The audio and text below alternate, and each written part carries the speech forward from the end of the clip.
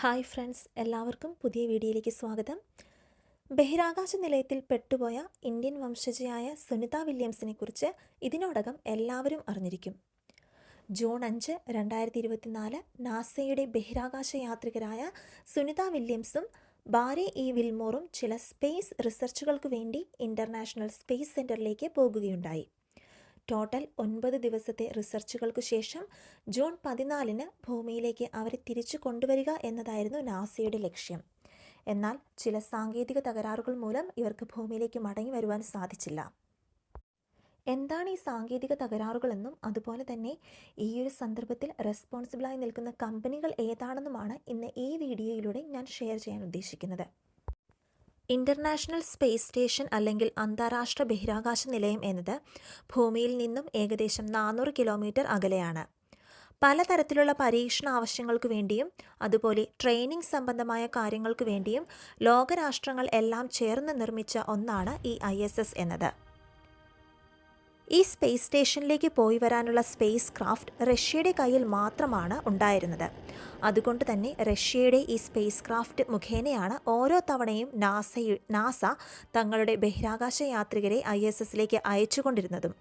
അതിനായി വലിയൊരു തുക തന്നെ റഷ്യ അമേരിക്കയുടെ കയ്യിൽ നിന്ന് വാങ്ങുകയും ചെയ്തിരുന്നു. ഈ ചിലവ് കുറയ്ക്കുക എന്ന ഉദ്ദേശത്തോടെ America commercial crew development programme എന്ന പേരിൽ ഒരു പ്രോജക്റ്റ് ആരംഭിക്കുകയും ചെയ്തു. ഈ പ്രോജക്റ്റിൽ ആകർഷിതരായി വന്ന വൻകിട കമ്പനികൾ ആയിരുന്നു ഇലോൺ മസ്കിന്റെ സ്പേസ് എക്സും അതുപോലെ ബോയിങ് എന്ന കമ്പനിയും.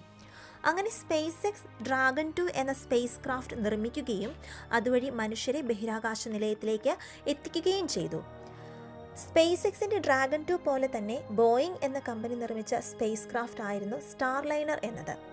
എന്നാൽ തുടക്കം മുതൽ തന്നെ ധാരാളം സാങ്കേതിക തകരാറുകൾ സ്റ്റാർലൈനർ എന്ന സ്പേസ് ക്രാഫ്റ്റിനുണ്ടായിരുന്നു. അതുകൊണ്ട് തന്നെ ഈ തകരാറുകൾ പൂർണ്ണമായും മാറ്റാതെ സ്റ്റാർലൈനറിനെ വിക്ഷേപിക്കുക എന്നത് നാസയ്ക്ക് വലിയൊരു ചലഞ്ചിങ് തന്നെയായി മാറി. സ്റ്റാർലൈനറിൻ്റെ ആദ്യ യാത്രയ്ക്കായി മാസങ്ങളോളം തന്നെ കാത്തിരുന്ന അമേരിക്ക എല്ലാ തകരാറുകളും മാറ്റിക്കഴിഞ്ഞ ശേഷം ജൂൺ 5 സുനിത വില്യംസിനെയും ബാരി ഇ വിൽമോറിനെയും ഈ സ്പേസ് ക്രാഫ്റ്റ് വഴി ISSലേക്ക് യാത്ര അയക്കുന്നത്. എന്നാൽ കുറച്ച് മിനിറ്റുകൾക്കുള്ളിൽ തന്നെ ഹീലിയം ചോർച്ച, പ്രൊപ്പല്ലർ വാൽവുമായി ബന്ധപ്പെട്ട മെക്കാനിക്കൽ ഫോൾട്ട് എന്നിങ്ങനെയുള്ള തകരാറുകൾ സ്റ്റാർലൈനറിൻ്റെ ഭാഗത്തു നിന്നും ഉണ്ടായി. എന്നാൽ ഇതിനെയൊക്കെ മറികടക്കാൻ തക്കവണ്ണമുള്ള മതിയായ എക്സ്പീരിയൻസും ട്രെയിനിങ്ങും ഒക്കെ ലഭിച്ച 2 വ്യക്തികൾ എന്ന നിലയിൽ സുനിത വില്യംസിനും ബാരി വിൽമോറിനും 26 മണിക്കൂർ നീണ്ടുനിന്ന പോരാട്ടങ്ങൾക്കൊടുവിൽ വളരെ സാമർഥ്യമായി തന്നെ ജൂൺ 7 ISSൽ ഈ സ്റ്റാർലൈനർ എന്ന പേടകത്തിന് ഇറക്കാൻ സാധിച്ചു.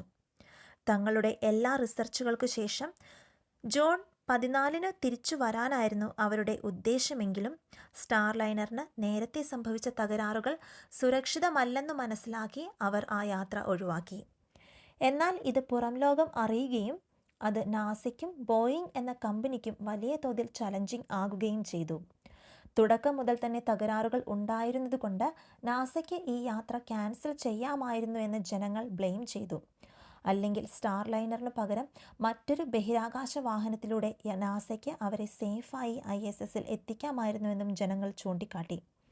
എന്നാൽ ഇതിനൊക്കെ നാസ നൽകിയ ഉത്തരം തങ്ങളുടെ ഓരോ ബഹിരാകാശ യാത്രികർക്കും എല്ലാവിധ തകരാറുകളും പരിഹരിക്കാനുള്ള പരിശീലനങ്ങൾ നൽകിയാണ് തങ്ങൾ അവരെ ISSലേക്ക് അയക്കുന്നത് എന്നതായിരുന്നു. എന്നാൽ ഈ ബഹിരാകാശ ദൗത്യം നീളുന്നത് ഇരുവർക്കും വലിയ വെല്ലുവിളി തന്നെയാണ്. സുനിത വില്യംസിൻ്റെ 3ാമത്തെ സ്പേസ് ട്രാവൽ ആയിരുന്നു ഇത്തവണത്തേത്. ഇൻ്റർനാഷണൽ സ്പേസ് സ്റ്റേഷനിൽ ദിവസങ്ങൾ കൂടുന്തോറും ഇരുവരും ഫേസ് ചെയ്യേണ്ടി വരുന്നത് ശാരീരികപരമായ ആരോഗ്യ പ്രശ്നങ്ങൾ കൂടിയാണ്. ഇനിയുള്ള നീണ്ട 8 മാസം, അതായത് സ്പേസ് എക്സിൻ്റെ ക്രൂ ഡ്രാഗൺ വരുന്നതുവരെയുള്ള കാത്തിരിപ്പ് ഏതു രീതിയിലാകാം ഇവരെ ബാധിക്കുന്നതെന്നത് ആശങ്കാജനകമായ ഒന്നാണ്. പ്രത്യേകിച്ച് ബഹിരാകാശ റേഡിയേഷൻ അല്ലെങ്കിൽ ഇങ്ങനെയുള്ള അണുവികിരണങ്ങളോട് ദീർഘനേരം എക്സ്പോസ് ചെയ്യപ്പെടുന്നത് മൂലം ക്യാൻസർ, ന്യൂറോളജിക്കൽ ഡിസോർഡേഴ്സ് തുടങ്ങി നിരവധി അപകടങ്ങൾക്കുള്ള സാധ്യതയും വലുതാണ്. നാസയുടെ റിപ്പോർട്ടുകൾ അനുസരിച്ച് ISSലെ റേഡിയേഷൻ എക്സ്പോഷർ എന്നത് 50 മുതൽ 2000 മില്ലി സിവേർട്ടുകൾ വരെയാണ്. ഇത് 150 മുതൽ 6000 വരെയുള്ള ചെസ്റ്റ് എക്സ്റേ റേഡിയേഷൻ എക്സ്പോഷറിന് തുല്യമായ ഒന്ന്. അതുപോലെ തന്നെ ചലഞ്ചിങ് ആയ മറ്റൊന്നാണ്, മൈക്രോഗ്രാവിറ്റിയുമായി കൂടുതൽ നേരം എക്സ്പോഷർ ആകുന്നത് കൊണ്ട് ഇവരുടെ എല്ലുകളുടെയും മസിൽസിൻ്റെയും ഒക്കെ പ്രവർത്തനത്തെ സാരമായി ബാധിക്കാമെന്നും നാസ പറയുന്നുണ്ട്. ഇതനുസരിച്ച് നട്ടെല്ല്, തുടയെല്ല് തുടങ്ങിയവയ്ക്ക് ഓരോ മാസം കൂടുന്തോറും ബോഡി മാസിൻ്റെ 1% നഷ്ടപ്പെടുമെന്നും നാസ പറയുന്നു. ഈ വെല്ലുവിളികൾ എല്ലാം വളരെ വലുതാണെങ്കിലും ശുഭാപ്തി വിശ്വാസത്തോടെ നമുക്കും കാത്തിരിക്കാം അവരുടെ തിരിച്ചുവരവിനായി.